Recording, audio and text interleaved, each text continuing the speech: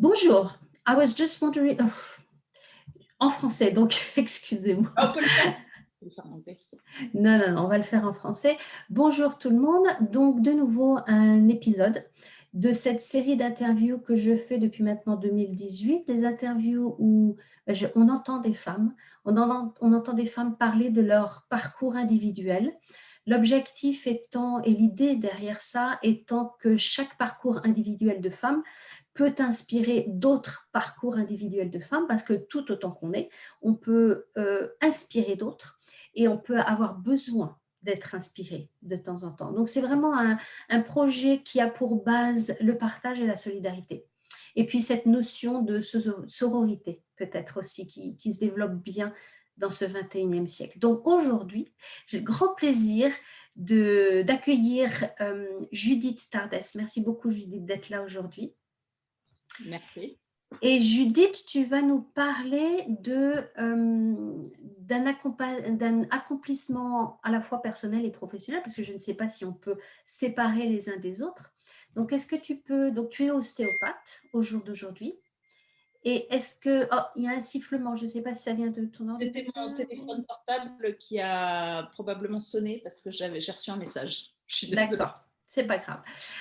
Donc, est-ce que tu peux nous parler un petit peu de ta profession, de ce que tu fais en ce moment?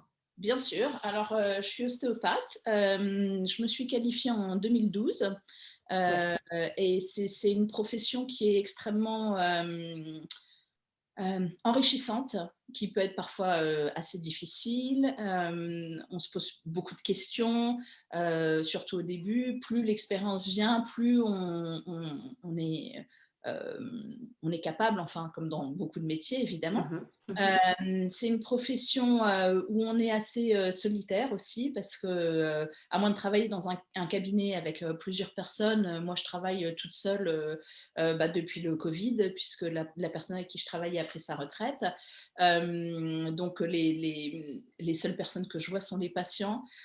C'est extrêmement gratifiant quand on voit quelqu'un qui souffre et qui, même après la première séance ou 2 ou 3 séances, revient et dit enfin, c'est formidable, je vais beaucoup mieux, ou je peux dormir, ou je peux faire ça, ou c'est très valorisant. Enfin, moi j'aime beaucoup, c'est extrêmement fatigant pour le corps, enfin, je trouve, moi personnellement. Mais voilà, quoi, je m'épanouis dans ma profession, en tout cas quand mes patients reviennent et disent ça va très bien, merci, et qu'ils s'en vont. Voilà, quoi, c'est à peu près tout ce que j'ai à dire. Si tu as des Oui. questions, vas-y. Oui, donc ce que j'entends dans ce que tu dis, c'est que quand est-ce que tu as fait cette formation? Est-ce que tu l'as fait peut-être après un bac, ou est-ce que c'est ce que j'appelle le déroulement logique et attendu, c'est-à-dire on fait des études et puis on a une première profession. Est-ce que c'est ça, ou est-ce que ça a Alors, été un choix ultérieur? Alors, ça a été un choix ultérieur. En fait, je suis arrivée en Angleterre, j'avais 24 ans, en 97. Je sortais juste de la fac. J'avais fait un doc de bio et de chimie. Et arrivée ici, je ne parlais pas anglais, donc j'ai travaillé, fait des petits boulots, etc. etc. Et puis Mhm. après, j'ai eu des enfants. Et on s'était toujours mis d'accord avec mon mari que l'un de nous deux resterait à la maison. Étant la personne qui n'avait que des petits boulots, c'était moi. Et puis moi, ça m'arrangeait parce qu'en tant que mère, je voulais être avec mes enfants. Euh, D'accord. et un peu après que mon fils soit né, il avait des gros problèmes de reflux en tant que nourrisson. Et Mhm. donc, notre euh, health visitor, donc je ne sais pas trop comment l'équivalent en français, mais c'est pas une Sage- sage-femme, c'est pas une Infirmière, une non. sage-femme, mais bon, enfin, c'est quelqu'un qui vient vous voir, donner des conseils, vous aider avec votre bébé, etc. Mhm. M'a conseillé d'aller voir un ostéopathe. Et j'avais toujours, mon rêve de petite fille, en fait, c'était d'être médecin. Et Mhm. depuis que j'avais 5 ou 6 ans, je voulais être médecin. Mais bon, les études de médecine sont très difficiles et je ne les ai pas réussies en France. Mais Mhm. c'était toujours dans ma tête, aider les gens, ce côté le corps, le fonctionnement du corps, etc. Euh, Sauver les gens, enfin, un petit peu, enfin, je trouvais ça beau comme profession, quoi. Mhm. Et Mhm. donc, quand j'ai découvert l'ostéopathie pour mon fils et que j'ai vu que ça l'aidait vraiment, je me suis dit, mais c'est absolument merveilleux de voir un nourrisson et une famille un peu en détresse, puisqu'il était il pleurait beaucoup. C'était mon deuxième enfant, donc je savais que c'était pas forcément comme ça. Il pleurait beaucoup, il vomitait, il était toujours stressé, il était très mal en fait. Et donc du coup, ça se passait mal en fait dans la famille. Il avait toujours besoin d'être avec moi, et j'avais ma petite fille de 4 ans qui, elle avait passé 4 ans juste avec moi, et c'était mon univers. Se retrouver à devoir partager sa maman qui était tout le temps occupée avec le petit, on pouvait rien faire parce qu'il était stressé partout. Enfin, bon, bref, j'ai découvert cette profession qui, en quelques séances, d'un coup, c'était un bébé heureux, quoi, épanoui. J'ai trouvé ça incroyable, et donc, du coup, oui. Oui, je voulais juste dire, il y a deux notions là que je trouve intéressantes dans ce que tu dis. La première, c'est que tu avais, depuis que tu étais toute petite fille, envie de faire médecine et que ça n'a pas marché quand tu étais en France. Donc, j'imagine que peut-être il y a eu un moment, quelle que soit sa longueur, où tu as peut-être vécu ça comme un échec, une déception, une frustration, peut-être, question mark, je ne sais pas. Et en fait, on se rend compte quand on a plus de, quand on a plus de distance, de temps émotionnel, que finalement, bah, ce que l'on considère peut-être à un moment comme quelque chose qui n'a pas fonctionné, se retrouve être quelque chose qui reste de l'ordre de l'inspiration et qui a permis autre chose, qui t'a permis à un moment, un autre moment, de trouver ce métier qui te convient très bien aujourd'hui. Donc, je trouve que c'est intéressant de réaliser que quelque chose que l'on peut vivre comme oui, un échec, quelque chose qui ne fonctionne pas, ben, on en garde toujours une autre facette de ce moment-là qui continue à nourrir peut-être une envie, un rêve, quelque chose. Ça, c'était le premier point.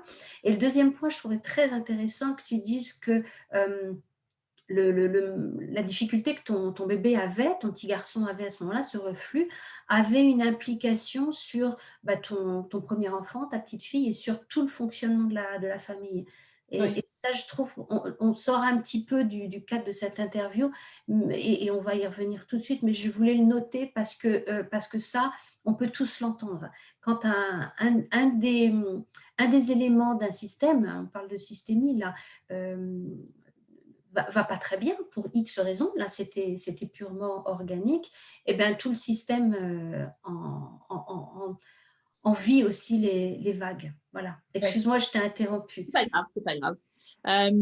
Oui, et donc du coup, bah, je me suis un peu renseignée de voir ce que c'était que, comment on faisait pour être ostéopathe. Moi, j'adore les bébés, les nourrissons, les enfants. En fait, personnellement, je trouve qu'un enfant ne devrait jamais souffrir, encore plus que n'importe quel être humain. Ne devrait jamais être mal, et si on a des moyens de l'aider, eh ben, on devrait, en fait. Donc, j'ai regardé un peu tout ça, et puis bah, j'ai vu que c'était des études. J'ai pas tout à fait réalisé, je crois, en fait, quand j'ai vu, en fait, en étant adulte, j'ai fait des études, ça a duré 5 ans pour avoir un degree, où pendant 5 ans, j'allais à la fac un week-end sur 2 pour faire les cours théoriques, et au fur et à mesure des années d'études, j'avais de plus en plus d'heures de clinique à faire pour faire l'apprentissage pratique. Donc, ça a pris énormément, énormément, énormément. Donc c'est 5 ans. 5 ans. 5 ans en temps partiel. Pour les gens qui font leurs études, qui ne font que ça, ils peuvent le faire en 4 ans. Mais en fait, pour le temps partiel, c'était 5 ans. Et c'est en plus, il y a les examens, donc il faut apprendre, il faut réviser. Il y a tous les essais à écrire en Angleterre. Il y a beaucoup d'essais à écrire à la fac, etc., etc. Donc, je me rendais pas forcément toujours. Je me suis pas forcément rendu compte de l'implication que ça représentait. Et puis, est-ce que je peux t'arrêter là? Je trouve ça intéressant aussi ce que tu dis, parce que tous autant qu'on est, on planifie les choses de façon différente, plus ou moins. Et il y a des gens qui sont très perfectionnistes, très planificateurs et qui planifient exactement tout. Il y en a d'autres qui vont se dire j'ai une envie, bouffe, j'y vais. Et puis il y a toutes les possibilités, toutes les possibilités entre ces deux bouts, ouais. je dirais, du curseur.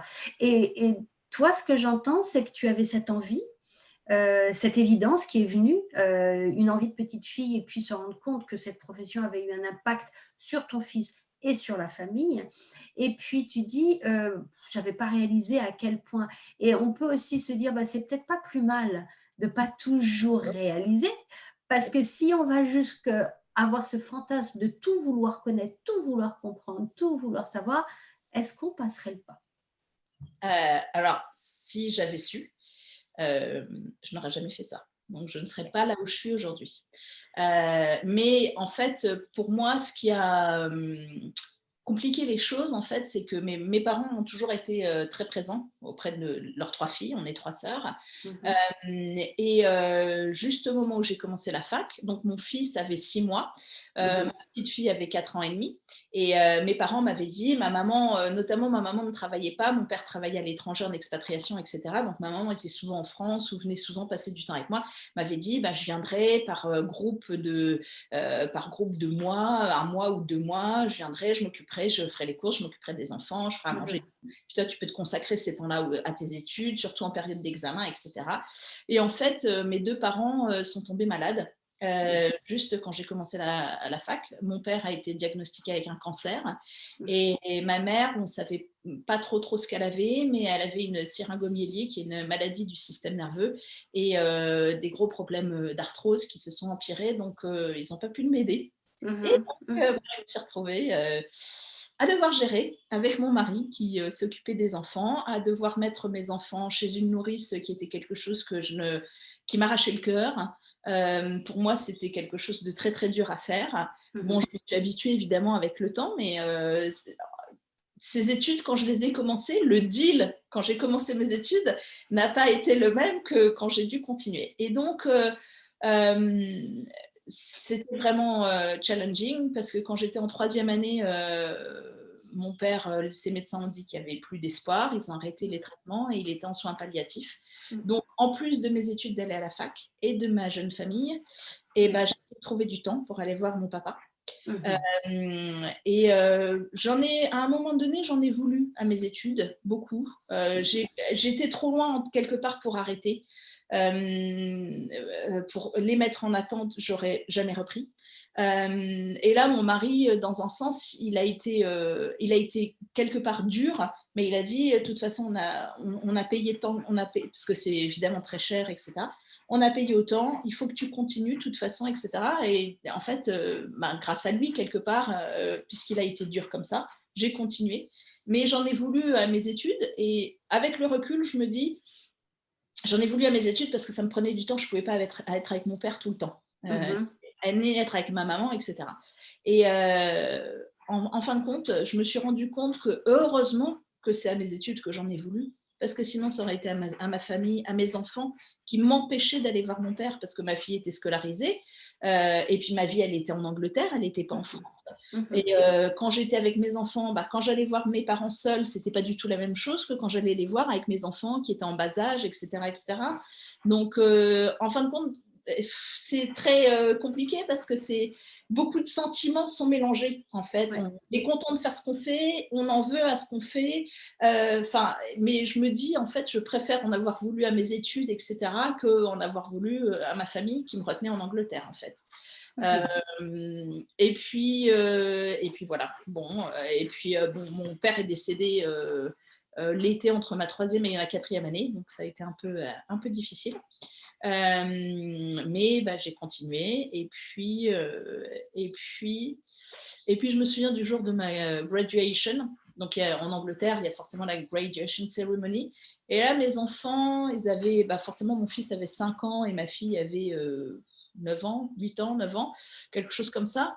En fait, ce jour-là, je me suis dit, mais quel exemple je leur donne. Ils étaient d'une fierté et en fait, j'en ai retenu qu'il n'est jamais trop tard pour faire Mmh. quelque chose de sa vie ou changer de voie.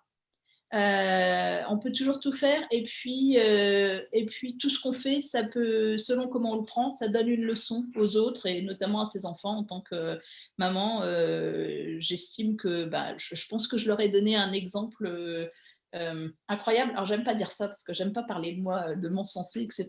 C'est pas trop ma personnalité. En fait, j'ai plutôt tendance à m'enfoncer.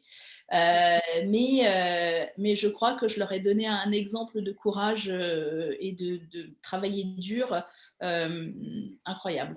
Enfin, j'espère. Oui, oui, oui, on va revenir sur ce point, mais avant, j'aimerais bien revenir sur un autre point qui est en lien aussi avec le point que j'avais qu'on avait un petit peu développé avant. C'est-à-dire que, bon, tu t'es embarqué dans ces études, tu as donc réalisé que c'était plus lourd que ce que tu ne pensais, et puis sont arrivés des événements de vie, avec la maladie de tes parents et la disparition de ton papa. Et donc, le besoin que tu as eu à un moment peut-être l'intervention, un différent cadrage de ton mari. Et c'est aussi intéressant, je pense, peut-être pour des femmes qui nous écoutent, de se rendre compte que parfois on perd le fil, parfois on perd l'envie, parfois on perd sa motivation, on perd le pourquoi je fais ça. Et que ça fait du bien d'avoir aussi des gens, bon là ça a été ton mari, et puis d'autres gens peut-être, ou une réflexion différente, c'est-à-dire de prendre un petit peu de distance pour essayer de remettre les choses en perspective et de sortir du moment T. Donc c'est pour ça que ça rejoint un petit peu le point précédent, et de voir quelque chose d'un petit peu plus large, et de ne pas faire un gros paquet, de ne pas faire de généralisation avec un gros paquet entre les difficultés, si on reprend ta situation, les difficultés entre la charge de travail, la maladie de tes parents, le décès de ton papa, et le fait que cette profession, je l'ai choisie pour une raison. Je sais pourquoi je l'ai choisie. Donc, il y a deux choses qui viennent se mettre en parallèle comme ça, et puis à un moment donné, pouf, elles sont vraiment liées les unes aux autres. Donc, ça devient plus compliqué, plus lourd. Et c'est vrai soit un travail de clarification, avec l'aide ou pas de quelqu'un d'autre, peut permettre de revoir un petit peu, et de se donner un espace de liberté avec l'accompagnement des proches que tu as peut-être pu mettre en place de façon différente. Mettre en place des choses qu'on n'aurait jamais pensé devoir mettre en place, comme pour toi, mettre les enfants en garderie, et continuer son projet. Pas forcément facilement, mais le continuer. Je trouvais que c'était un point important à mettre en avant, peut-être à passer 2 minutes dessus, parce que voilà, un projet mis en place, c'est pas toujours facile, évident, clair, etc. Il y a des moments où on trébuche. Ouais. C'est la vie. Exactement. C'est pas toujours facile. Et moi, j'étais complètement perdue à cette époque-là. En fait, maintenant, quand j'en parle, en fait, je me dis, mais comment j'ai pu faire ça, quoi. En plus, j'ai eu quand j'ai eu mon degree, c'était pas un first, mais c'était un 2-1, qui est quand même bien. Enfin, c'est quand même juste après un first, quoi. Et juste pour revenir sur la notion d'échec par rapport à la médecine, en fait, toute ma vie, j'ai vécu dans l'échec, plus mentalement, par rapport à la manière dont je me vois moi, etc., mais l'échec scolaire aussi. Enfin, j'étais jamais très bonne à l'école. J'ai tenté plusieurs fois plusieurs choses, en fait, et ça n'a jamais marché, etc., quoi. Et en fait, tout au long de ces 5 années d'études, je me suis dit, mais je ne serai jamais ostéopathe, je ne serai jamais ostéopathe. En fait, il faut toujours continuer, même si on n'y croit pas. Enfin, moi, je pense. Et puis, il ne faut jamais se dire qu'un échec, c'est juste un échec de plus. Ça ne veut pas dire que la prochaine fois, ce ne sera pas une réussite. Et ça, c'est hyper important, parce que quand j'avais 20 ans, ou quand j'avais 16 ans, ou même quand j'avais 30 ans, si on m'avait dit que je serais ostéopathe et que je ferais ces 5 ans d'études, j'aurais dit jamais de la vie, parce que tout ce que j'entreprends, je l'échoue. Waouh. Yeah. Voilà. Donc, il faut se dire qu'il faut toujours continuer à essayer quand on a envie de faire quelque chose. On essaye. Ouais. Ça, c'est un message qui est très fort, et ça rejoint aussi le message quand tu disais il n'est jamais trop tard. Ouais, tout à fait, ouais. Tout à fait. Mes enfants, là, ma fille, elle a 18 ans, elle fait ses A-level, elle veut s'inscrire à la fac, elle a changé plusieurs fois de ce qu'elle voulait faire, etc. Enfin bref, quoi. Mais je lui dis, mais évidemment, c'est important. Tout ça, c'est des aides pour réussir quelque chose dans sa vie, faire ce qu'on a envie, etc. Mais on n'est pas fixé quelque part. On fait quelque chose, et puis un jour, si on n'a plus envie, eh ben, on peut faire autre chose. Ah, c'est difficile, évidemment. Je n'ai pas dit que c'était facile, hein, mais on n'est jamais fixé quelque part. C'est toujours possible. Voilà, c'est toujours possible. Ouais. Mmh. C'est vrai, avec cette notion de flexibilité. C'est-à-dire un petit peu que ce dont on parlait avant, il y a une espèce de chemin souvent qui est tracé. On fait ses études, enfin, on fait ses études secondaires et puis éventuellement après la fac et puis voilà. Donc il y a un chemin attendu Ouais, en général, socialement, familialement et cetera. Et puis un jour, quand on en a la possibilité et le luxe aussi, hein, on se réveille et on se dit: «Bah tiens, en fait, c'était ça qui m'inspirait, qui me donnait vraiment envie, pourquoi pas? Et cette flexibilité vraiment peut ouvrir à bah, une autre portion de vie et une autre portion de carrière professionnelle. C'est ce qui t'est arrivé. voilà. Et puis, bah, aussi on change. Enfin Ouais. moi je suis plus du tout la même personne, mais plus du tout la même personne que quand j'avais 20 ans, quoi. Je suis même plus la même personne que j'étais au début du confinement. Donc Ouais. on change, des choses qu'on peut avoir vraiment envie ou qui sont vraiment importantes pour nous quand on a 20 ans ou 25 ans, sont très différentes, Ouais. voilà. Ça, c'est un énorme message d'espoir pour toute femme et j'ai envie de dire pour toute jeune fille. Parce que très souvent, enfin, ça, c'est pas rare en tout cas de voir des jeunes filles qui sont un petit peu bloquées dans des idées fixes ou qu'elles soient positives ou négatives d'ailleurs. Les positives sont plus simples, et les négatives ou les unhelpful, j'aime pas trop le mot négatif, peuvent bloquer Ouais. terriblement. Et c'est vrai que d'entendre la parole comme celle que tu donnes aujourd'hui, de dire, bah oui, à 20 ans, je n'avais pas confiance en moi, je pensais que je n'y arriverais pas, que c'était pas pour moi, j'allais passer à côté peut-être, et puis bah, c'est pas grave, j'acceptais, voilà, c'est peut-être quelque chose comme ça, et de se rendre compte qu'à un moment donné, sans avoir forcément tous les éléments de comment ça allait se passer, eh ben, tu as décidé, tu as été et tu arrives au jour d'aujourd'hui où tu es bien dans ta profession d'ostéopathe. Voilà. Ouais. Gros message d'espoir. Il y a un autre point dont tu as parlé un petit peu là qui me paraît aussi très important, notamment pour les femmes. Les choses changent, mais il reste de ça.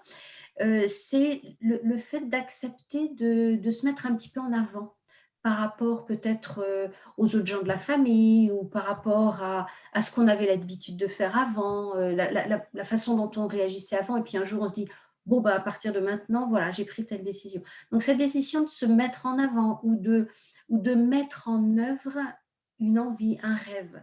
Est-ce que tu peux nous en parler, peut-être de la difficulté, peut-être de ce que ça t'a apporté, peut-être est-ce que c'était ton expérience à toi par rapport à ça? Hem, Bah, c'est quelque chose que je trouve encore, très difficile Ouais. à moi personnellement, alors après, je me rends compte qu'il y a beaucoup de gens qui sont comme ça quand j'en parle en fait, mais oui, enfin, c'est quelque chose que je n'ai, jamais fait. En fait, je me suis jamais encensée, heu jamais apprécié en tant qu'être humain, en fait. Mmh. Je suis Mmh. toujours, j'ai été extrêmement critique. On est toujours extrêmement critique vis-à-vis de soi. Mmh. Il y a le côté aussi, dévotion quand on est une maman au foyer, quand on est une mère au foyer. On a nos enfants passent avant nous, parce que forcément on n'a pas le temps. Il y a cette notion, il y a toujours cette notion de mère égoïste, si, quand on parle des mères qui prennent soin d'elles, qui vont, chez, le masseur, qui vont chez le coiffeur, qui sont toujours pouponnées ou tout ça. C'est ce côté un peu, ah, c'est des femmes égoïstes, elles pensent à elles avant leurs enfants, etc. Mais en fait, je me suis rendu compte avec le temps que, en fait, si on ne s'aime pas, si on ne pense pas à soi et si on ne va pas bien soi-même, Mh. les autres ne peuvent pas aller bien. Les autres qui comptent sur nous ne peuvent pas aller bien et ne peuvent pas s'aimer. Moi, je dis à mes enfants, le message que j'essaye de leur donner aujourd'hui, c'est que, avant tout, c'est qu'ils s'aiment eux-mêmes, qu'ils aiment la personne qu'ils sont. La notion de self-love, self-love. Alors, des fois, je suis là depuis tellement longtemps, il y a certaines choses, je parle surtout en anglais. Oui. Je connais pas toujours le mot en français, Pas mais cette grave. notion-là, qui, quelque part, pour moi, il y avait une notion de culpabilité, de quelqu'un d'égoïste: «Ah, je m'aime, ah, je me mets en avant» ou «Je pense à moi d'abord». C'était quelque chose que je refusais, en tant que maman. Mes enfants, évidemment que mes enfants, c'est les personnes les plus importantes du monde pour moi. Mais, si je veux leur enseigner des choses, il faut déjà que moi je les pratique et que moi je m'accepte et que je m'aime moi. Et puis, eh ben, ils ont leur vie et un jour ils vont partir. Et si je veux ne pas être cette maman désespérée et complètement écroulée quand ses enfants partent parce que je leur ai tout donné, il n'y a plus rien pour moi et que moi je me suis oubliée, eh bien le jour où ils partiront, ben, il n'y aura plus de moi. Et je serai, et donc eux-mêmes culpabiliseront de me laisser. En fait, c'est un peu le schéma qui s'est passé avec ma maman, qui ne travaillait pas et qui s'occupait de nous. Moi, je suis la petite dernière de la famille. Donc, quand moi, je suis partie, ou quand moi, j'étais plus jeune, j'étais ado et tout ça, il y avait cette notion. J'étais celle qui laissait ma mère. Cette notion de, bah, elle n'avait plus rien à faire si on n'était plus là. Et cette culpabilité, je ne veux pas la donner à mes enfants. Donc là, il y a plusieurs choses qui se mélangent, évidemment, mais il faut des fois s'encenser un peu et se mettre en avant et puis se dire que ben, on s'aime. Et donc, mais ça, c'est après énormément de travail personnel, d'épanouissement personnel, en faisant différentes stratégies, en explorant différentes théories ou différentes... je ne me souviens plus. Thérapie, etc., etc. Mais il y a des fois, et en fait, il y a des messages qu'on entend à un certain stade de son épanouissement qu'on n'entendait pas forcément au début. Et on est un work in progress en tant qu'être humain, on n'est pas quelqu'un de fixe, le cerveau n'est pas quelque chose de fixe, il y a de la neuroplasticité, etc., etc. Mais nous-mêmes, la personne qu'on est, enfin notre âme, entre guillemets, je dis âme, mais pas le sens religieux, mais l'essence de qui on est, évolue toute notre vie. Enfin, il y a des gens qui évoluent pas trop, et ces gens-là, ils ont tendance à être très malheureux, et en fait, à être très renfermés. Quand on parle de vieux grognons, d'ours, etc., pour moi, c'est des gens qui sont complètement refermés sur eux-mêmes, mais pas forcément, qui sont refermés sans forcément s'aimer, mais qui sont qui sont pas ouverts au changement, qui réalisent pas qu'on évolue toute une vie, on évolue. Moi, j'adore cette évolution. J'aime de plus en plus la personne que je suis, en fait. Bon, alors ça me coûte de dire ça, ça a peut-être pas l'air, enfin, mais les gens qui me connaissent beaucoup, qui ont travaillé avec moi beaucoup, savent ce que ça représente pour moi de dire des choses comme ça, quoi. C'est... Voilà. Ouais. Ça a répondu à la question, je ne sais pas. Oui, ça a répondu extrêmement bien à la question. Et en plus, un grand merci parce que ce que tu dis là, parmi la population féminine, c'est quelque chose qui est extrêmement présent et dont on ne parle pas forcément, ou en tout cas dont chaque femme ne se sent... Voilà, tu as parlé de notion de culpabilité. La notion de culpabilité est présente dans le monde féminin de façon très, très importante. Et c'est vrai que cette culpabilité bloque beaucoup de choses et bloque l'accès à soi-même, en fait. La connexion avec soi-même, ses rêves, sa capacité à créer quelque chose.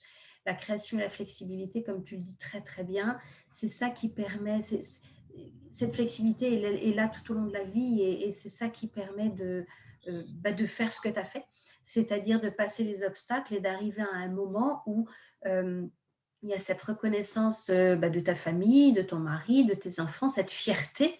Et la fierté d'avoir maman qui a réussi à faire des études, 5 ans d'études, de devenir ostéopathe et de travailler, ça, c'est en miroir, tu la reçois aussi par rapport à cette image que tu peux avoir de toi-même. Donc, on est de nouveau dans chacun nourrit l'autre. Et la question que j'aurais également, c'est qu'est-ce qui a fait le déclic à un moment M, je veux dire, à un moment T en tout cas. Qu'est-ce qui a fait le déclic de passer... On est d'accord que ce n'est pas à un moment T. On est d'accord que c'est des choses qui... voilà.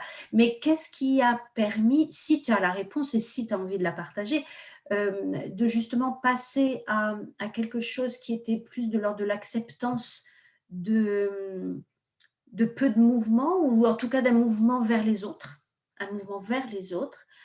à passer à quelque chose qui était plus un mouvement de moi vers moi, puis moi vers les autres, ce qui est différent. C'est une personne qui m'a aidée, une personne avec qui je travaillais j'avais essayé de monter un business et elle, cette femme-là, était à fond dans le développement personnel. Un truc que moi, je connaissais absolument pas. C'était il y a, je sais pas, 5, 6 ans, un truc comme ça. C'était absolument des notions, mais complètement étranges, des notions complètement taboues dans ma famille. Enfin, mes parents, ma mère n'a jamais voulu voir de psychiatre, n'a jamais voulu parler de ses problèmes. Enfin bon, bref, c'était donc, c'est la rencontre de cette personne qui m'a dit, bah, pour monter ton business, etc., enfin, il faut certaines choses, il faut être à l'aise dans sa tête, il faut, enfin, tout un tas de trucs. Et donc, elle m'a ouvert l'esprit et ça a commencé un chemin. Et puis bah, après, c'est le parcours de la vie qui fait que je me suis rendu compte de beaucoup de choses ces dernières années. J'ai eu quelques années extrêmement difficiles, puisqu'après la mort de mon père, bah, il y a eu la maladie de ma maman et la mort de ma maman. Enfin, bon, bref, tout un tas de trucs qui ont fait que je suis là où je suis aujourd'hui. Avec la réalisation de plein de choses, mais non, c'est cette personne-là. Si je ne l'avais pas rencontrée, malgré le métier que je fais, qui est un métier où en fait c'est extrêmement important d'être ouvert comme ça, je ne pense pas que j'en serais arrivée là où je suis arrivée. Je pense que je serais dans une spirale extrêmement négative, vu ce qui s'est passé avec les dernières années de la vie de ma maman. Et donc, du coup, voilà quoi, cette personne, elle a été magique pour moi, quoi, en fait. C'est intéressant parce que là, on parle des ressources sur lesquelles je reviendrai dans juste un petit instant. Mais est-ce que je peux revenir sur le moment qui a pu changer, mais presque en amont, c'est-à-dire le moment où tu as pris la décision de faire ces 5 ans d'études, c'est-à-dire de croire que tu étais capable d'eux, alors qu'avant, c'était plus difficile, si tu as envie. Oh bah, alors, à mon avis, c'était, enfin, comme je le vois, tel que je le vois, en fait, c'était, j'étais complètement inconsciente, en fait. C'était de Super. l'inconscience totale quand j'ai pris cette décision. Mais en fait, ce que je pense, c'est que quand je parlais de valorisation, etc., avant et d'échecs et tout ça, en fait, je me suis jamais valorisée. J'ai jamais mis de valeur à ma vie, à moi, ce que je faisais, etc., etc. Et donc, en fait, quand j'ai eu connaissance de cette profession et que j'ai un peu regardé en quoi ça consistait, ce que c'était que vraiment être ostéopathe, en fait, je me suis dit, mais je vais être quelqu'un. Ouais. Enfin, à l'époque, je ne savais pas que j'allais réussir, mais pour moi, c'était un rêve d'être quelqu'un. Il y avait ce côté, je suis quelqu'un en dehors de moi, la fille d'eux, la sœur d'eux, la femme d'eux et la mère d'eux qui ne fait jamais rien. Moi, je sais que quand j'avais ma fille, avant que j'aie mon fils, je me souviens de notamment une fois une soirée ou un truc comme ça au travail de mon mari, où en fait, les gens commencent à te parler. Et puis ils sont là, ah, et qu'est-ce que tu fais? Bah, je suis mère au foyer, et là d'un coup, plus personne te parle, tu n'es pas du tout intéressante, tu n'existes plus. Mais je fais en fait, je dirais pas le plus beau métier du monde, parce que je trouve que quand on dit ça, on culpabilise les femmes qui choisissent de travailler, ou les femmes qui choisissent de ne pas avoir d'enfants, et je refuse la culpabilité. Je suis dans un mode déculpabilisant, enfin j'espère, c'est ce que j'essaye de faire pour moi et pour les autres. Ouais. Cette société qui juge, qui met des valeurs à tout un tas de trucs, c'est un des plus beaux trucs pour moi, être restée à la maison avec mes enfants, c'est une des plus belles choses que j'ai pu faire, et une des pires, parce qu'il y a les deux. Et c'est pareil, de faire ces études d'ostéopathe, c'est un des meilleurs accomplissements de ma vie, et ça a été un des pires parce que ça a été au prix d'autres choses. En fait, c'est des choix et il y a des prix à payer. Voilà. Mais bon, bah, depuis, quand je dis que je suis ostéopathe, soudainement, les gens, ils me trouvent intéressante. Donc, du coup, en fait, de par leur regard de ce qu'ils me voient, je me trouve peut-être un peu plus intéressante moi-même. C'est à l'époque, je ne savais pas. J'aurais dû leur dire, mais attendez, ce que je fais, c'est absolument merveilleux pour mes enfants, quoi. Et la relation que j'ai avec eux est fantastique. Enfin bon, bref, voilà, quoi. C'est intéressant ce que tu dis. Il y a deux choses. C'est d'abord, quand je t'avais demandé quel a été peut-être le déclic, tu as répondu un gros moment d'inconscience, grosso Oui, modo. Et je attends. trouve que c'est très rafraîchissant. Je trouve que c'est très rafraîchissant parce que ça envoie aussi le message de bah, parfois on a envie, on sent, on ne sait pas trop pourquoi, ni comment, ni jusqu'à quand, ni si ça va être fait. Mais en tout cas, on y va. Et bah, résultat, ça peut fonctionner très bien dans la la mesure où c'était quelque chose qui était vraiment en toi. Il y avait X et X raisons qui appartenaient à toi et à ta vie, qui faisaient qu'il y avait du sens. Donc ça te plaisait. Ouais. Et ça, je trouve que c'est vraiment rafraîchissant. L'autre point qui me fait sourire, parce que c'est tellement le cœur de mon travail que je trouve ça rigolo, c'est la représentation de ce que doit être une femme dans la société. Représentation qu'on porte tous, hein. Moi, les femmes, les hommes, les enfants, d'ailleurs, au bout d'un moment, ils apprennent, enfin, voilà, tous. Et ce fait de culpabiliser une femme, soit quand elle n'en a pas d'enfant, parce qu'elle choisit de ne pas en avoir, soit parce qu'elle choisit de rester en tant que maman, soit si elle choisit d'être chef d'entreprise parce qu'elle travaille trop, elle est absente. Name it, comme disent les Anglais, il y a toujours une petite porte ouverte pour la culpabilisation des autres, mais c'est aussi intéressant, il me semble, de voir comment les femmes, et chaque femme en particulier, reçoit cette culpabilisation, qu'elle perçoit comme une culpabilisation, et qu'est-ce qu'elle décide d'en faire. Est-ce qu'elle y reste dedans? Et là aussi, aucun jugement, mais juste dont acte, on réalise que, ou alors est-ce qu'elle lui donne un coup de pied et elle décide de faire autre chose, dont acte, et ça aussi, aucun jugement. On fait pas, peu importe, on apprécie. Le problème n'est pas de savoir ce qu'en fait la femme, mais c'est intéressant de se dire aussi, de se poser la question, qu'est-ce que j'en fais moi de cette représentation qui m'est mise devant la figure, parfois assez violemment. Ouais, ouais, ouais, je suis d'accord. Pour moi, en fait, c'est, pour reprendre ce que tu disais par rapport à ce qu'on en fait ou ce qu'on n'en fait pas, quand on Ouais. réalise des choses, quand on est, déjà, pour réaliser quelque chose, il faut avoir fait certaines démarches. Ouais. Quelque part. Et moi, je m'en suis rendu compte par rapport à d'autres choses de ma vie, que en fait, j'ai réalisé certaines choses après avoir fait certaines démarches. Et ça m'a fait réaliser de plus en plus et beaucoup plus largement, etc. Après, moi, je pense que ce qu'on fait de quelque chose, d'une réalisation qu'on a, correspond à une étape de sa vie et est-ce qu'on est prêt ou pas à le faire. Parce que souvent, en fait, les gens qui ne font pas certaines choses, c'est parce qu'elles ne sont pas prêtes, elles n'en sont pas capables émotionnellement, physiquement, mentalement à ce moment-là, en fait. On a tous nos démons et nos problèmes et nos traumatismes. Et en fait, voilà, je ne sais plus trop pourquoi je disais ça, mais je trouve que ça peut être c'est extrêmement difficile d'être une femme, extrêmement complexe d'être une femme à l'heure actuelle, mais en même temps, c'est merveilleux de voir que beaucoup de choses, beaucoup de gens, beaucoup de femmes se réveillent maintenant. Ce qui manque pour moi, c'est qu'il faut que les hommes se réveillent à ça, au lieu de dire les femmes sont anti-hommes, qu'ils se disent mais qu'est-ce qu'on peut faire, enfin comment est-ce qu'on peut faire, et c'est comme Ensemble. voilà, ensemble. Et c'est comme ça que j'espère que j'élève mon garçon et ma fille. Mon garçon est presque plus féministe que moi parfois. Donc Oui, oui. Et tu dis que c'est compliqué, complexe d'être une femme, oui, et c'est aussi absolument merveilleux. c'est magnifique, ouais. Quand ma fille, des fois ma fille, en fait, je vais pas trop parler d'elle, mais des fois elle me dit qu'elle aurait préféré être un garçon parce que c'est plus facile.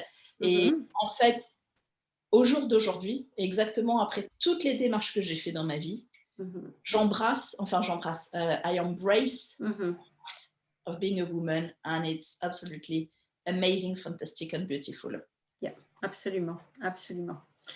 Et une chose aussi, ça serait intéressant de savoir que tu nous parles des ressources que tu as pu trouver pour justement soit faire ce choix, soit maintenir ces 5 années qui n'ont pas été simples, on a bien compris. Que ce soit des ressources que tu as puisées en toi, que tu as réussi avec, tu parlais de cette femme, tu parlais de ton mari, et puis des ressources peut-être que l'un ou l'autre, peut-être les deux, je ne sais pas, ça c'est toi qui vas nous dire. Donc les ressources qui viennent de toi, en toi, et puis les ressources peut-être à l'extérieur. Qu'est-ce que tu peux nous dire de ça? Alors, c'est sûr que seule, je pense que j'aurais eu beaucoup de mal à accomplir ce que j'ai accompli, en fait. Ouais. Mon mari m'a beaucoup soutenue, parce que, en plus de son travail de 5 jours, il passait un week-end sur 2 seul avec des enfants en bas âge. Dans une certaine mesure, ça a renforcé leur lien. ce qui est bien aussi parce que j'avais tendance à être une mère en étant celle qui était au foyer, puis en étant tout le temps avec mes enfants. Attends, je vais faire, non, je vais le faire, je vais m'en occuper, etc. Et donc, il y avait pas forcément, c'est plus difficile des fois en tant que mère. Il faut reconnaître aussi qu'on pousse son mari parce qu'on n'accepte pas la manière dont il fait les choses. Bon, nous, c'était pas complètement comme ça parce que moi, je n'ai pas allaité mes enfants. Ils étaient au biberon et donc du coup, mon mari faisait ses nuits comme moi je faisais les miennes et il nourrissait ses enfants. Donc il a établi un contact dès le début avec les nourrissons puisqu'il les nourrissait autant que moi, quoi, en fait. Mais quand même, ça a quand même renforcé quelque chose. Il a pris en charge, il a vu ce que c'était que de passer une journée avec 2 enfants en bas âge quand il pleut en Angleterre en hiver et qu'on n'a rien à faire. Enfin voilà quoi, tout un tas de trucs. Donc il m'a beaucoup aidée et puis il m'a aidée aussi parce que mon anglais, j'ai appris l'anglais ici, donc mon anglais n'est pas, il est bien, hein, mais il n'est pas très bien grammaticalement à l'écrit, quoi, en fait. Corriger mes essais, etc., etc. Donc, j'aurais pas eu la note que j'aurais eue si il n'avait pas revu les choses pour m'aider à formuler les choses comme il fallait. Après, mes amis que je me suis fait à la fac m'ont énormément soutenue et ça, il faut pas négliger, en fait, quand on entreprend quelque chose, quand on entreprend une formation, notamment quand on est adulte, qui est quelque chose qui n'existe peut-être pas autant quand on est adolescent ou jeune adulte et qu'on est étudiant à temps plein, en fait, qu'on n'a que ça à faire. Nous, on était tous des étudiants à temps partiel, on était tous des adultes avec une vie, avec un travail pour certains, avec une famille, on a tous passé, on a eu des naissances, on a eu des mariages, on a eu des décès pendant ces 5 années dans notre groupe. Et le soutien qu'on avait les uns vis-à-vis des autres était incroyable parce qu'en fait, quand on est adulte aussi, en plus, on a une certaine maturité par rapport à certains événements qui se passent, certaines choses qui sont, c'est la fac, c'est les études avec les profs, les trucs et tout, des injustices ou des trucs qu'on n'aime pas et tout. Enfin, on a tendance à peut-être tous se rebeller ou se rebeller différemment, etc., quoi. Et en fait, si j'avais pas eu ces gens-là qui m'avaient soutenue, encore une fois, je n'aurais pas... je pense pas que j'aurais pu tenir parce que quand c'était vraiment trop dur parfois, ils étaient là, mais tout ce que tu as à faire, tout ce qu'on a à faire, c'est jump through the hoops. Et after, you can rebel and you can say what you want. You just have to jump through the hoops. En fait, à un moment donné, il faut lâcher, il faut arrêter de penser et il faut juste continuer à avancer sans se poser et sans chercher trop loin. Et c'est vraiment en ayant étudié, en étant jeune, sans enfant, sans famille, et en étant adulte, c'est vraiment de manière complètement différente. Donc ça m'a beaucoup aidée. J'ai eu la chance d'avoir certains profs qui ont été extrêmement... qui m'ont donné des conseils qui, à l'époque, j'ai pas du tout aimé, mais j'ai décidé de les écouter et j'ai bien fait, notamment en 3e année, en fait, j'avais mes examens au mois de juin. Et depuis mai, on savait que mon père allait mourir et je disais au prof, mais je vois pas comment je peux faire mes examens, je vois pas comment je peux réviser, je vois pas comment je peux faire tout ça. Et mes profs m'ont dit, non, tu vas faire tes examens, n'y pense même pas. Si tu les rates, tu pourras toujours rattraper en septembre, mais si tu les réussis, tu as ton été. Je leur disais, mais oui, mais mon père va mourir, etc. Enfin, je suis pas du tout dedans et tout. Puis j'étais pas contente qu'ils me disent ça, quoi. J'étais pas contente qu'ils me disent, mais non, il faut que tu les fasses et puis après, on verra après. Moi, ce que je voulais qu'ils me disent, c'est, non, ok, on te les reporte à septembre, tu as des circonstances atténuantes, etc. Et en fait, il s'est avéré que j'ai passé mes examens, j'ai réussi mes examens, mon père est mort au mois d'août et j'avais tout l'été pour me consacrer à mon père mourant. Et en septembre, il est mort le 10 août ou un truc comme ça. J'aurais dû repasser mes examens début septembre. J'aurais arrêté. En fait, des fois, il faut se dire qu'eux, ils savent mieux que nous, en fait. Et puis après, au niveau des ressources personnelles, je ne sais pas comment j'ai fait, en fait. Je ne sais pas ce que j'ai pu puiser en moi. En fait, je pense que je suis, malgré ce que je crois, en fait, je crois être quelqu'un de faible, mais je crois que je suis quelqu'un d'extrêmement fort.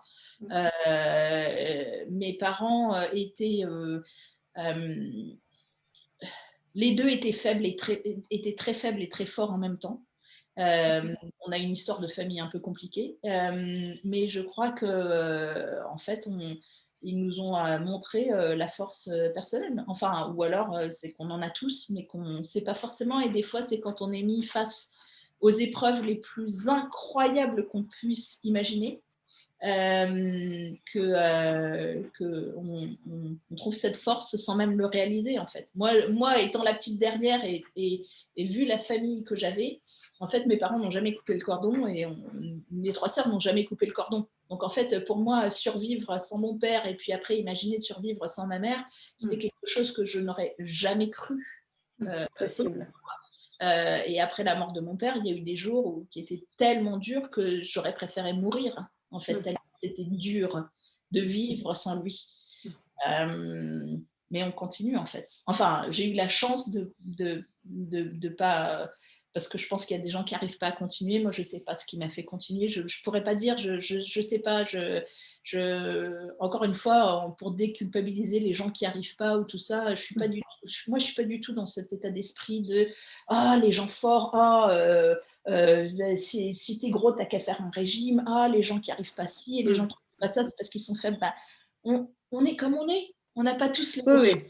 Tout à fait. Il n'y a pas de gens faibles et de gens forts. Mais Voilà. ce qui est intéressant dans cette notion de on arrive à puiser dans ses ressources ou pas, ou on arrive à puiser dans des ressources extérieures ou pas, ce qui est intéressant dans ce que tu dis, c'est que voilà, tu as traversé des moments qui pour toi étaient extrêmement difficiles.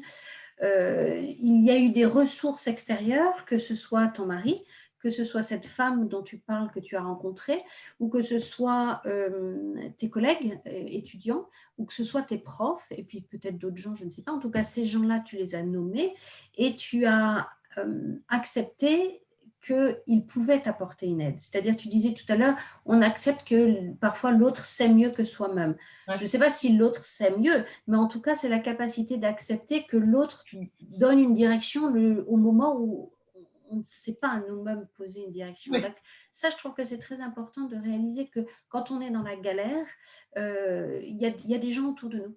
Et on peut se donner l'autorisation, sans culpabiliser, de se dire, j'ai le droit d'accepter les mains qui me sont tendues. Tout à fait. Je crois que c'est ça. Voilà.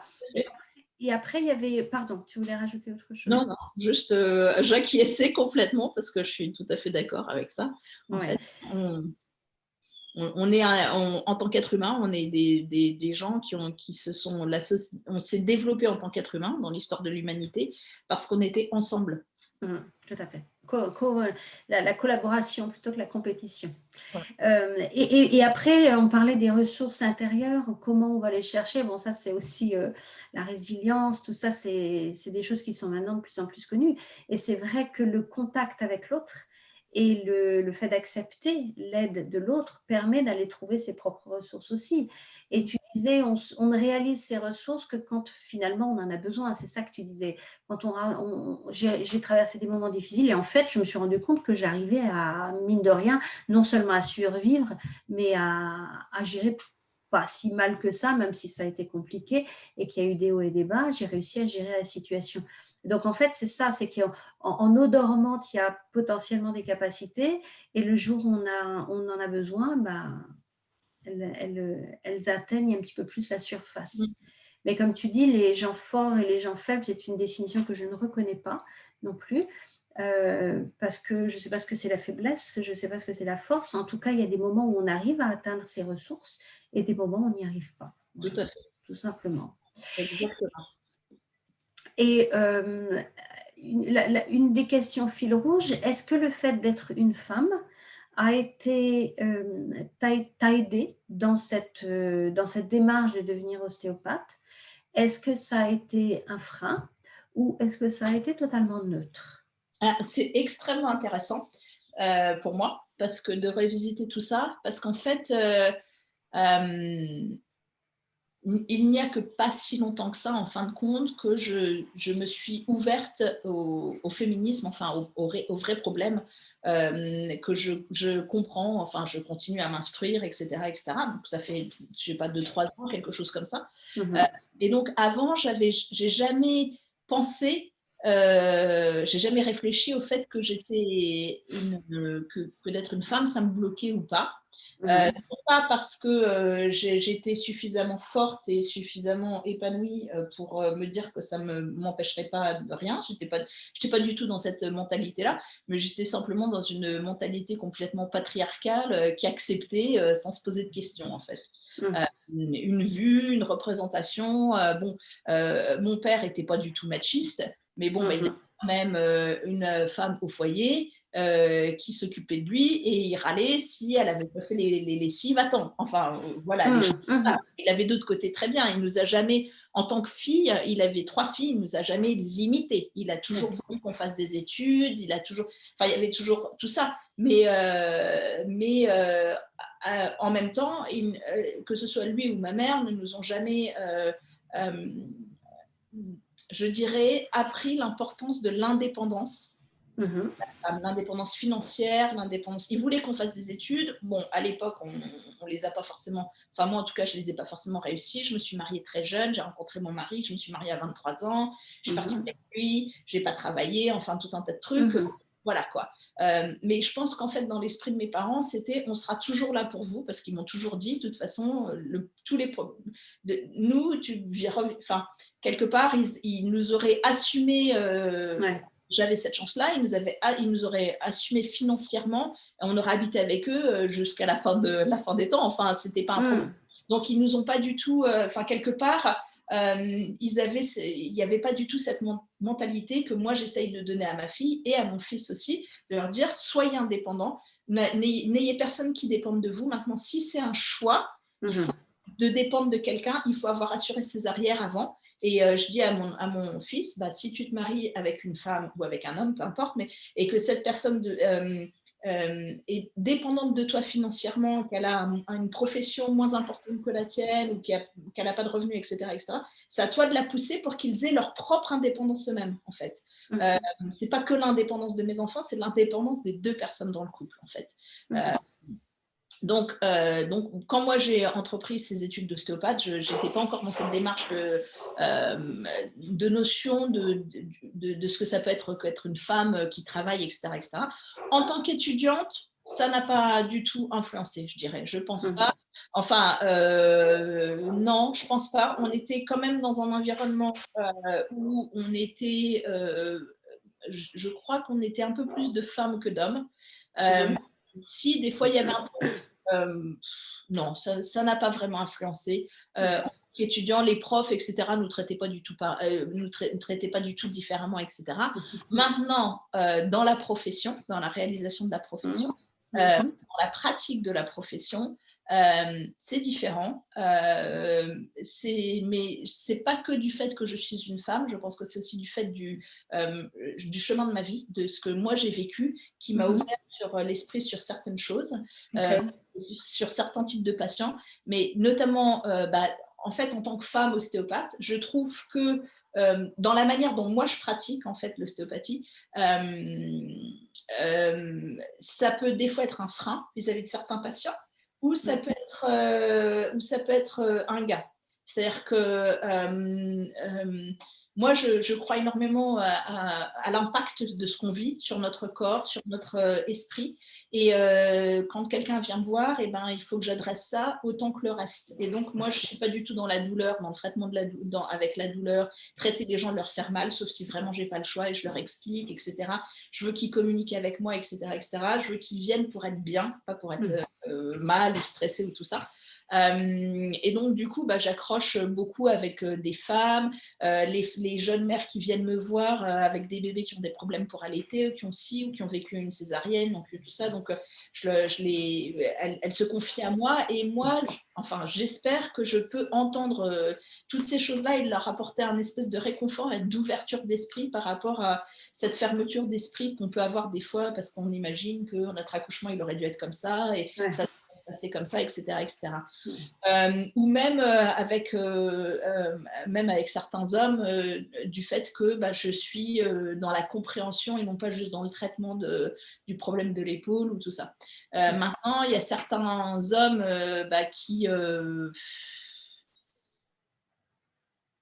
qui qui auraient peut-être une tendance un petit peu... c'est difficile parce que j'ai pas eu trop ça, mais bon, je suis la petite femme ostéopathe qui fait ça à temps partiel, voilà quoi. C'est pas qu'ils n'ont pas confiance en moi, mais bon, ils me traitent pas forcément avec un énorme respect. Okay.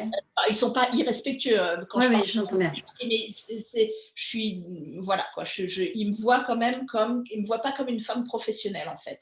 Et parfois de certaines femmes, notamment des femmes professionnelles très sportives, très professionnelles, en général, qui ne sont, alors, je vais mettre des gens à dos peut-être, mais qui ne sont pas mariés, qui n'ont pas d'enfants, parce qu'en fait, je suis l'opposé total. En fait, moi, je travaille à temps partiel en tant qu'ostéopathe.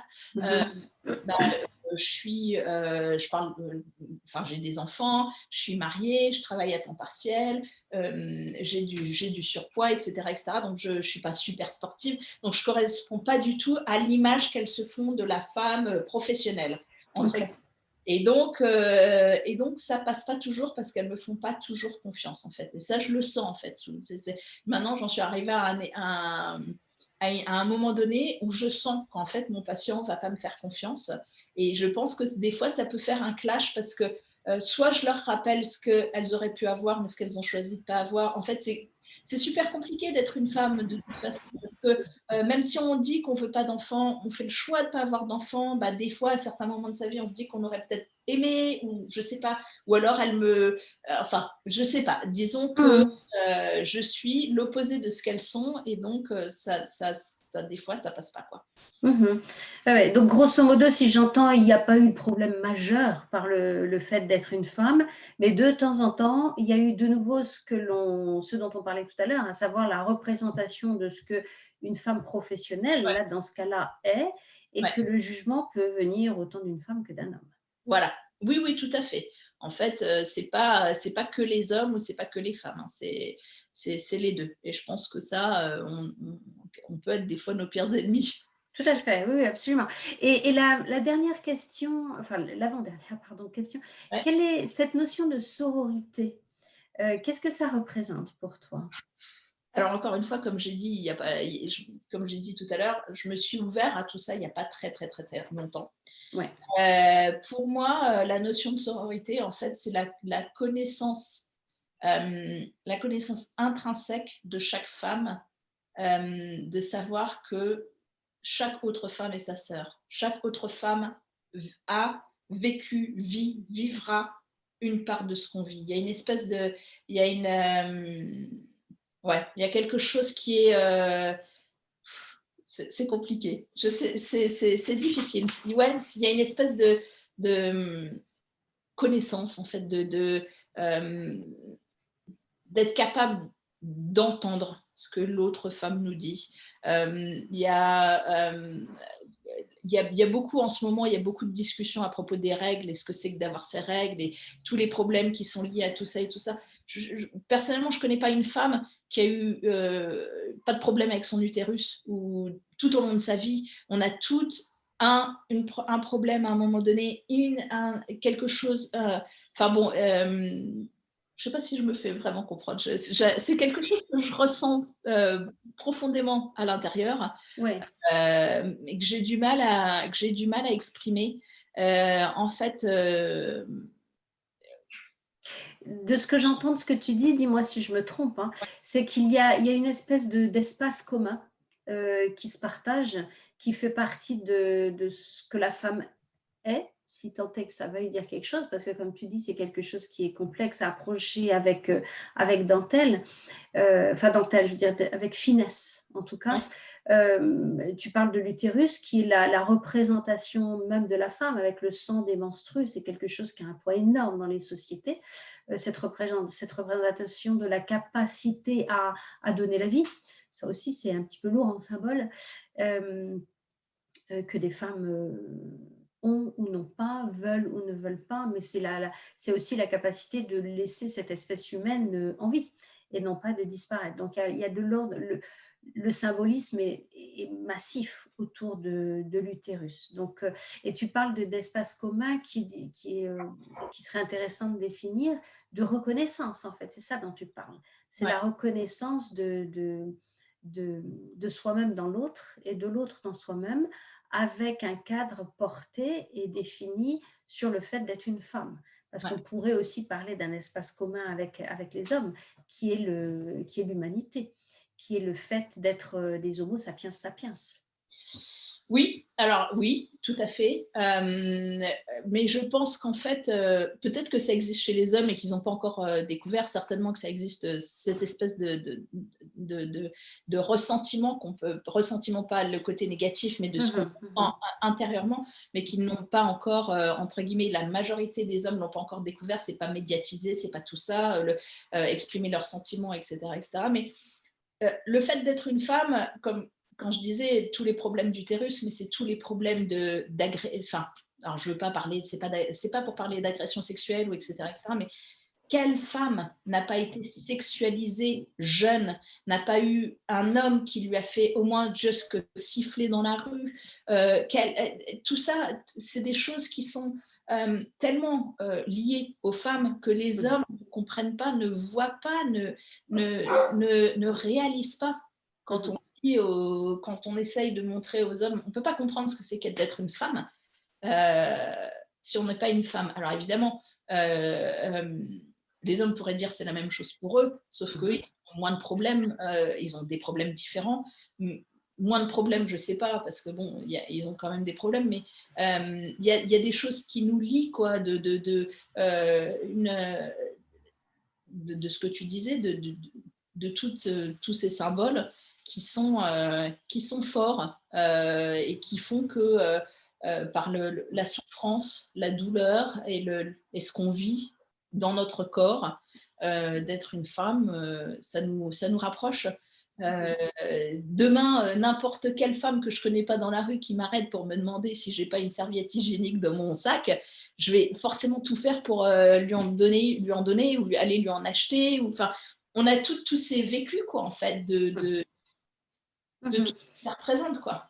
Ah oui, c'est intéressant et je me demande si, quand je dis je me demande, c'est parce que voilà, c'est quelque chose auquel on réfléchit, on continue de réfléchir, mais c'est vrai qu'on peut se demander si ce qui se passe là, dans ce 21e siècle où on parle justement de cette féminité, de comment l'assumer, de comment elle est agressée parfois, il me semble que ça a toujours été, la féminité a toujours été, hein, avec ces jugements, etc. La différence, c'est que les femmes en parlent, les femmes le réalisent plus, ça, parce que là aussi, on est passé à un degré en fait différent. Ouais. Et que tu disais toi-même, ça fait 2 ans que je commence 2-3 ans que je commence à m'y intéresser. C'est quelque chose qui se développe au sein des femmes et au sein de la société. Ouais. Et c'est quelque chose qui a pris une ampleur qui n'existait pas avant. Il y a eu le mouvement des suffragistes, etc., avec des droits sociétaux. Maintenant, on en arrive à des droits qui touchent plus à l'intimité, à la reconnaissance de quelle est l'intimité, où est-ce qu'on trace la ligne de l'intimité de la femme. Et ça, la femme apprend, les femmes apprennent petit à petit à définir cette limite aussi. Ouais. Et je pense que cette démarche, encore une fois, est liée à certaines personnes que j'ai rencontrées. Une personne différente, mais aussi au fait d'avoir une fille qui devient, ma fille a 18 ans, donc une petite fille qui devient adolescente, qui devient femme et qui elle-même revendique des droits, qui elle-même voit des choses et subit des choses. Et en tant que mère, je me dois d'explorer encore plus toutes ces choses-là et de vouloir que la société change pour elle. Encore plus que pour mon fils, en fait. Mon fils, j'espère que je réussis à l'élever dans la reconnaissance du consentement, de respecter la femme, de tout un tas de choses. Mais pour ma fille, je veux que les choses changent. Je ne veux pas qu'elle vive dans cette chose-là. Elle-même, elle est incroyable parce qu'elle est vraiment elle est extrêmement féministe. Et puis, des fois, ça m'inquiète, mais quand elle dit, mais c'est pas normal. Et en effet, c'est pas normal qu'une femme à 2h du matin ne puisse pas se promener dans la rue. Quand on dit, mais qu'est-ce qu'elle faisait dans la rue? Mais c'est quoi comment est-ce qu'on peut même faire ce commentaire de qu'est-ce qu'elle faisait dans la rue à 2h du matin? Et ça, c'est quelque chose, j'en étais coupable moi-même. Il y a 3 ans, c'est pas que je jugeais qu'elle n'avait pas, c'est pas que je la jugeais mal, mais je me disais, mais moi, je le ferais pas. Mais pourquoi? Pourquoi je le ferais pas? Pourquoi est-ce qu'on est dans une société où en fait, c'est pas normal, c'est accepter qu'une femme, qu'on se pose la question de ce qu'elle faisait, mais d'abord, ça ne nous regarde pas, hein, et de deux, elle a le droit d'y être. Sans avoir de problème, quoi. Toutes ces notions-là, c'est incroyable, quoi. Oui, tout à fait d'accord. On pourrait en parler longtemps. Hein. Alors là, il n'y a pas de fin. Il n'y a pas de fin. Est-ce que tu pourrais, pour finir cette interview aujourd'hui, est-ce que tu pourrais, je remarquerai, je dis à toutes celles qui nous écoutent et tous ceux qui nous écoutent peut-être, que je remarquerai en bas de la vidéo toutes les coordonnées où vous pourrez joindre Judith Tardif si vous le souhaitez, hein, pour de l'ostéopathie. Mais est-ce que tu peux nous dire où est-ce que tu travailles et où est-ce qu'on peut te trouver? Bien sûr. Alors, je suis dans le Buckinghamshire. Je suis un petit village à côté d'Iwecombe. C'est entre Londres et Oxford. J'ai une page Facebook qui s'appelle Judith Tardif Ostéopathie, ostéopathie en anglais. Je suis sur Instagram, judith.tardif.ostéopathie, et je suis sur Google Maps. Et puis voilà, j'ai pas de site internet pour le moment, mais ça va venir peut-être. D'accord, super. Eh bien, écoute, merci beaucoup, Judith, pour ton partage, parce que je pense que ça pourra vraiment inspirer beaucoup de femmes. Merci beaucoup, en tout cas, de m'avoir écoutée dans mes pérégrinations et mes délires. Merci beaucoup. C'était extrêmement enrichissant pour moi de faire quelque chose comme ça. Et je recommande à toutes celles qui hésitent de le faire. Parce qu'en plus, Piat est quelqu'un d'extrêmement facile à parler avec et très réconfortant. Et c'était extrêmement agréable, en fait. Eh ben, merci à toi. Et c'est vraiment le cœur de ce projet, c'est de faciliter la parole et que on peut tous s'entraider. C'est une notion de solidarité et je pense qu'elle te tient à cœur aussi. Définitivement. Un grand merci et je te souhaite une belle fin de journée. Merci à toi aussi. Au revoir. Au revoir.